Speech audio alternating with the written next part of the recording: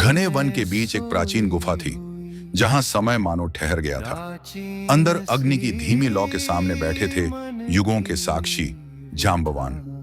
उनका विशाल शरीर अब वृद्ध हो चुका था, पर आंखों में वही तेज था जिसने त्रेता से लेकर द्वापर तक संसार के परिवर्तन देखे थे। उनके सामने उनका शिष्य बैठा था जो वर्षों से सेवा कर रहा था, पर आज वातावरण अलग था।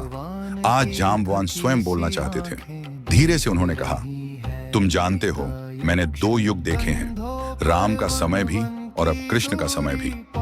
पर सबसे बड़ा रहस्य युद्धों में नहीं छिपा, बल्कि उनके बीच के मौन में छिपा है। शिष्य ने उत्सुकता से पूछा, गुरुदेव, क्या सच में आपके पास कोई दिव्य अस्त्र था? जांबवान ने गहरी सांस ली। हाँ, त्रेता के अंत में मुझे एक अस्त्र सौंपा गया था। ऐसा अस्त्र जो किसी भी युद्ध का परिणाम बदल सकता था। देवताओं ने कहा था, इसे केवल वही प्रयोग कर सकता है जो अपने भीतर के अहंकार को जीत ले। शिष्य की आंखें चमक उठी। वह अस्त्र कहाँ है? जांबवान मुस्कुराए। मैंने उसे कहीं छिपाया नहीं, क्योंकि वह कोई शस्त्र नहीं था। उन्होंने अपने हृदय पर हाथ रखा। वह ज्ञान था, यह समझ कि शक्ति का अर्थ जीतना नहीं, संतुलन बनाना है। जिसने यह समझ लिया वही संसार का सबसे बड़ा योद्धा बन जाता है। तभी गुफा के बाहर एक दिव्य प्रकाश फैलने लगा। वातावरण में एक मधुर कंपन गूंज उठा। जांबवान ने आंखें बंद कर ली। वे आ गए, उन्होंने शांत स्वर में कहा।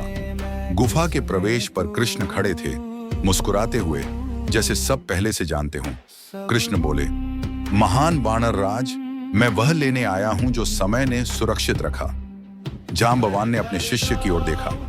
मैंने इसे किसी स्थान पर नहीं, एक योग्य हृदय में सुरक्षित रखा है। अब यह ज्ञान तुम्हारा है। फिर उन्होंने कृष्ण की ओर देखा और कहा, अब मेरा समय पूरा हुआ।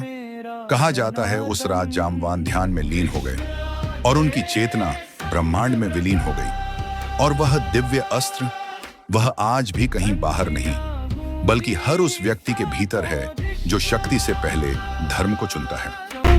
कंपित आकाश, जांबवान की हर एक